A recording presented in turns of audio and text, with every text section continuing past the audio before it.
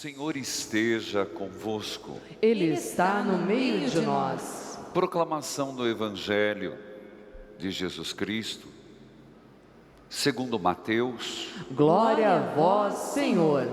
Naquele tempo, tomou Jesus a palavra e disse: Vinde a mim, todos vós que estáis cansados, fadigados, sob o peso dos vossos fardos, e eu vos darei descanso. Tomai sobre vós o meu jugo, aprendei de mim, porque sou manso e humilde de coração, e vós encontrareis descanso. Pois o meu jugo é suave, o meu fardo é leve. Palavra da salvação. Glória a vós, Senhor. Que a palavra de Deus perdoe os nossos pecados. Amém. Queridos filhos e filhas, vamos lembrar, nós estamos em plena novena perpétua, é verdade, não termina nunca. Estamos no terceiro dia, pedindo Nossa Senhora de Guadalupe, Guardai-me no teu coração de mãe. mas ao mesmo tempo é o terceiro dia do tríduo, porque amanhã é a grande festa da padroeira. E hoje o Evangelho,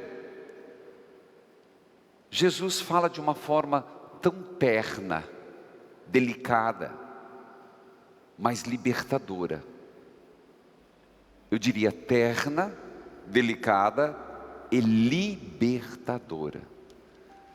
Quando ele olha para a multidão, e Jesus era um homem muito contemplativo, Jesus era um homem que observava os movimentos. Impressionante que quando ele foi convidado numa festa, ele não se atracou a comer, ele ficou observando. E via como as pessoas chegavam, queriam os primeiros lugares. Jesus em outro momento observava tantos outros, eles lavando os copos por fora, por dentro sujo. Jesus era um homem, como diz o antigo, ele botava reparo. Não é assim que o povo fala? Botava reparo. E nosso Senhor observa. Eu diria que o Senhor estaria observando-nos. E quando chega o final do ano, não é só o final do ano, mas quando a gente chega, a gente vai num nível de cobrança. E o Senhor diz: você está cansado? Você está fadigado? Está com fadiga? Está desacorçoado? Está meio desacreditado? Nosso Senhor diz assim: venham a mim, recorram a mim. Gente, se nós entendêssemos isso como é libertador, Jesus está dando-nos a chave de muita cura. Eu repito, chave de cura. Não sei por que a gente continua fadigado e fica com aquele peso. E o peso, primeiro, são os outros que colocam. Hoje, inclusive quem perdeu o programa das 10, não por mim, mas pela palavra de Deus, hoje foi bordoada, foi cacetada para tudo que é lado. Tiago capítulo 4, quem perdeu pega à noite, se não pelo YouTube às 4 horas, mas olha, São Tiago está melhor do que encomenda. Por que vocês não são atendidos?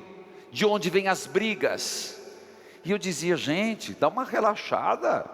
As línguas ferinas, tem até um salmo: ó língua ferina, Deus vai destruir, te virar ao pó, reduzir, tchau. E continua. Tiago vai dizer: cuida da língua, tua língua é o chicote da tua alma. E ali por diante. E quem acha que não domina a língua não é um bom cristão. Bom, Tiago Mas eu digo assim, as pessoas acabam, os outros às vezes se dão o direito de chegar para você e colocar um fardo pesado. Os inimigos, a maledicência. Tem gente que não relaxa não, o diabo não relaxa. Tem gente que quando vai chegando o Natal, eu fazia essa reflexão hoje. Conforme vai chegando o Natal, é natural que a pessoa vai ficando mais introspectiva, não é? Claro, você escuta uma musiquinha de Natal, você vê as árvores de Natal, a decoração, aquilo vai tocando. E a pessoa está tão ruim com ela mesma, ela está tão azeda por dentro, que tem gente que é azeda, pior do que leite. E leite, tome leite azedo para ver. Que quando ela se depara com ela mesma, ela não se suporta. Então, como ela não se suporta, o que ela faz? Ela ataca. A pessoa não se suporta, então ela é agressiva. Ela atira para tudo que é lado, os dardos inflamados. E isso, de repente, cai em você. E parece que isso pesa. E pesa. A inimizade pesa. A maledicência pesa. A doença pesa. A fragilidade pesa. O desemprego pesa. A falta de igualdade, a falta de saúde, a falta de condições de tratamento. Porque uma coisa é você estar doente, outra coisa é você saber que não está tendo médico, não está conseguindo, não vai conseguir. O Senhor diz, você está nessa situação? Joga fora esse jugo. Carrega não. Joga fora esse jugo. Não aceite que os outros coloquem em você uma canga. Está escutando, homem de Deus? E Jesus diz, venham a mim, porque eu tenho um jugo suave. E ele diz mais, aprendam de mim. Eu estou para encontrar outro texto, onde Jesus diz, aprendam de mim. Não tem. É o único texto que ele diz, olha, aprendam de mim. Tem outras, sigam o meu caminho, tem. Mas a palavra, aprendam de mim, é só esse. Aprender o quê? Ser manso. Manso. Não é fácil ser manso não. E humilde. Mas é libertador. Por isso, queridos irmãos, quando a gente entra por aquele umbral de porta, que a gente sobe essa rampa, uns meio que escorando, outros meio com muleta, outros empurrado, outros empurrando, não é não? Que a gente chega aqui, é por causa dele. E eu digo para vocês hoje, repitam comigo, Jesus das Santas Chagas. Jesus das Santas Chagas. Nas tuas chagas quero repousar. Nas tuas chagas quero repousar. Em tuas chagas quero estar. Em tuas chagas quero estar. E Virgem Mãe de Guadalupe. E Virgem Mãe de Guadalupe. Quero que os teus braços estejam a me amparar. Quero que os teus braços estejam a me amparar. Por isso, nesse santuário, é o Senhor das Santas Chagas, venham a mim. E a mãe dizendo, venham mesmo, que eu os ajudo. Por isso nós estamos nesse tríduo. Por isso esse santuário, e onde eu dizia, desde a sua fundação, tão estampado, tão bem estampado nos vitrais, que precisamos recuperar. Toda vez que eu olho lá para aquele que eu vejo lá de Jesus, de Nossa Senhora e Juan Diego espatifado lá, me dói o coração. Mas no tempo certo, a gente no momento não tem. Mas eu digo para vocês, esse santuário que foi construído em torno da devoção mariana, é sem dúvida para Curitiba um lugar de alento, um lugar de socorro, um lugar onde as pessoas podem vir, encontrar Jesus e sentir o apelo da mãe. Hoje, no terceiro dia, eu quero explicar para vocês Nossa Senhora de Guadalupe da Espanha. Amanhã, seja eu às 18, seja o arcebispo ao meio-dia, falaremos de Nossa Senhora de Guadalupe do México. Então, para quem entra na igreja, aqueles vitrais, para quem entra à esquerda, é Nossa Senhora da Espanha. À direita, Nossa Senhora do México. E eu gostaria de chamar a atenção que toda essa devoção e dessa imagem que falarei como chegou aqui, ela provém da Espanha. E de um que eu não conheço ainda na Espanha, esse local, o Real Monastério de Santa Maria de Guadalupe. Mas como que se deu essa história? A tradição diz que a origem desta imagem provém do próprio São Lucas, o evangelista. Não esta específica, mas a devoção, a primeira imagem, que teria sido enterrado junto com São Lucas, quando ele morreu. E permaneceu assim até o século IV. Porém, depois, no século IV, os restos mortais de São Lucas, o evangelista, que também escreveu Atos dos Apóstolos, os restos mortais e a imagem foi levada para Constantinopla. Mas, em 582, o Brasil foi descoberto em 1500. 1000 anos atrás, o cardeal Gregório, futuro Papa Gregório Magno, levou a imagem e os restos de São Lucas para Roma. Aconteceu, e nós não entendemos hoje, mas houve uma grande luta no mundo, meus irmãos. E tenho aqui uma forma particular de pensar algumas coisas, mas não é aqui que eu vou dizer. Mas algumas lutas,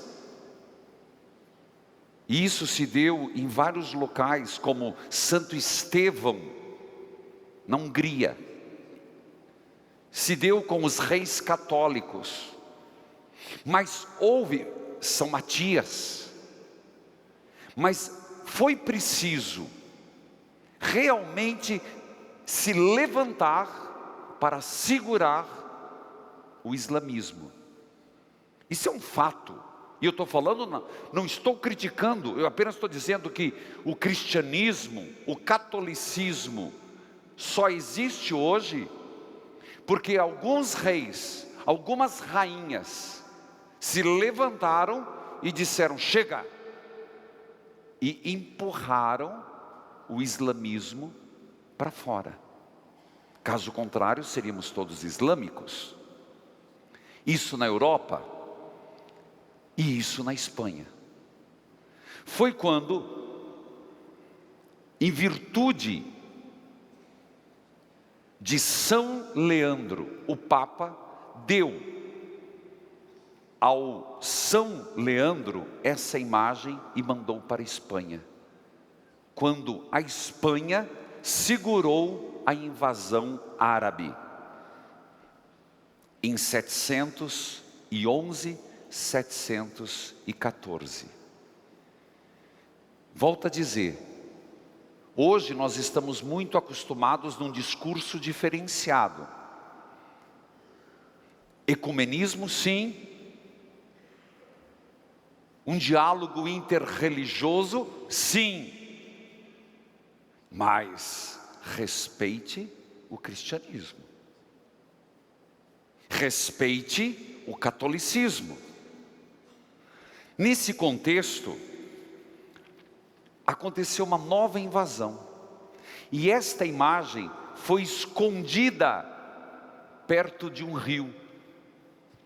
E ela só foi descoberta muito tempo depois por um pastor chamado Gil Cordeiro, espanhol, que teve uma visão e a Virgem falou: cava um buraco à margem de um rio. E ele foi e achou a imagem. Essa imagem que deu origem a uma pequena ermida e depois um templo e então o grande monastério de Guadalupe. É interessante você perceber que Nossa Senhora de Guadalupe da Espanha, ela se tornou muito difundida na Espanha e na Europa. Vou dar 2 exemplos. Ela foi declarada a santa padroeira de todas as Espanhas. E quem teve um papel muito importante foi a rainha Isabel católica. Meus irmãos, como é importante ter governantes católicos e santos, né? Não basta ser católico, católicos e bons. Santa Isabel a católica.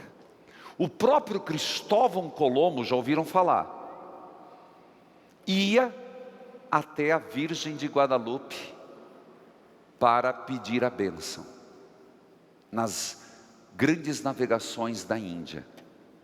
Mas você vai dizer, como que essa imagem veio parar aqui? Vamos devagar, vamos devagar. Os conquistadores espanhóis, dentre eles Hernán Cortés e um dos conquistadores, Pizarro, veio fazer a grande descoberta das Américas. E agora, preste atenção que vai ter a conexão. Quando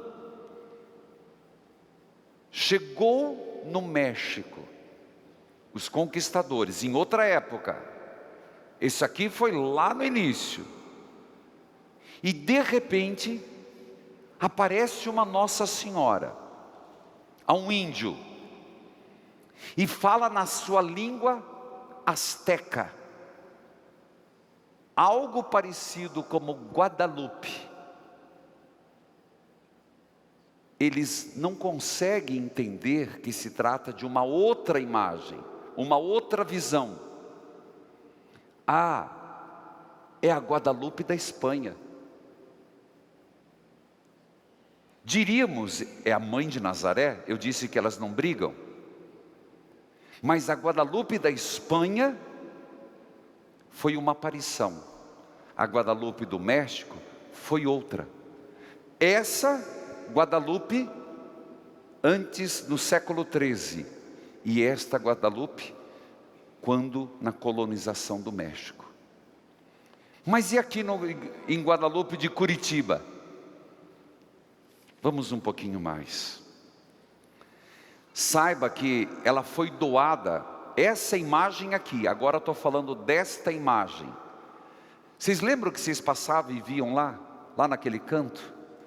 Inclusive tem um banner, assim que terminar a exposição domingo, ela volta para a redoma de vidro. Que ela é preciosa, mas por favor não venham roubá-la. Ela não é preciosa em metal, ela é preciosa na história. Ela chegou aqui porque foi doada pelos espanhóis, pelo cônsul da Espanha, Dr. Jaime Pericaz, de Curitiba. No livro Tombo, diz assim: ela chegou com uma comitiva composta por Dom José Ricardo Gomes, da Espanha no Brasil, a sua esposa, Dr. Jaime Pericaz e sua esposa, o irmão Luiz Vicente, diretor do Colégio Santa Maria, no aeroporto Afonso Pena, às 17h30, no dia 5 de março. Após recepcionar a imagem, estava lá presente Dom Manuel da Silveira de Olbu, cônego Bernardo Krasinski, o que construiu essa igreja, o prefeito de Curitiba, Ney Braga, o clero e muitos fiéis. Esta imagem foi recebida e seguiu em comitiva, transportada em cima de um caminhão, com muita pompa, flores, faixas, fogos, Boa Vista, em direção ao quartel da Polícia Militar, na Avenida Marechal Floriano Peixoto. Do quartel, a Virgem foi trazida em procissão até ao que seria o santuário. Na entrada da igreja, o prefeito Ney Braga ofereceu a cidade de Curitiba como amparo maternal a Nossa Senhora de Guadalupe. A entronização da imagem foi realizada pelo arcebispo Dom Manuel da Silveira de Olbu, abençoada com o Santíssimo Sacramento.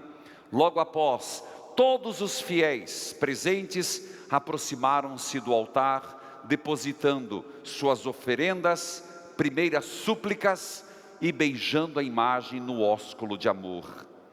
No outro dia, às 9 horas, em pleno domingo, a missa foi celebrada.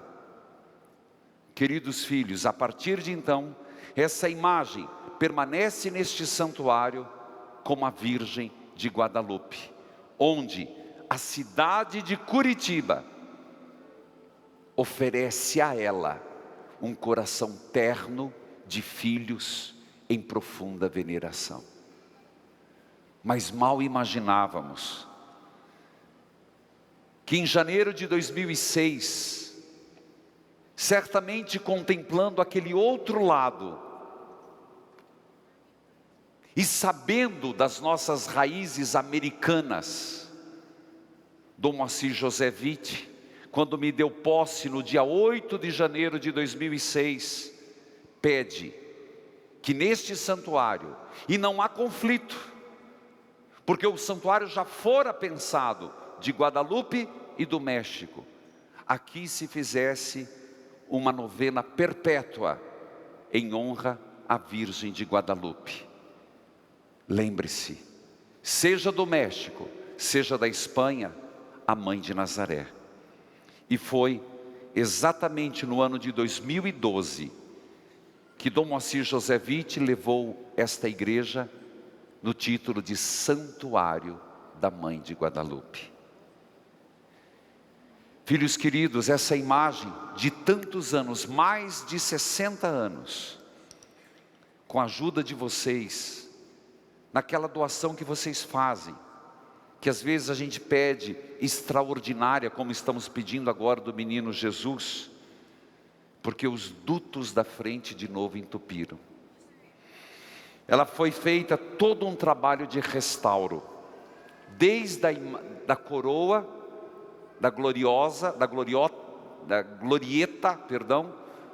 da coroa, do cetro, da coroa do menino Jesus, e nela foi feito a abertura das galerias onde haviam cupins. Foram feitos, tampado todos, foi feito limpeza, fixação dos elementos, foi feito enxerto, foi feito nivelamento, verniz de isolamento, reintegração cromática. Foi uma grande empresa especializada que restaurou a imagem.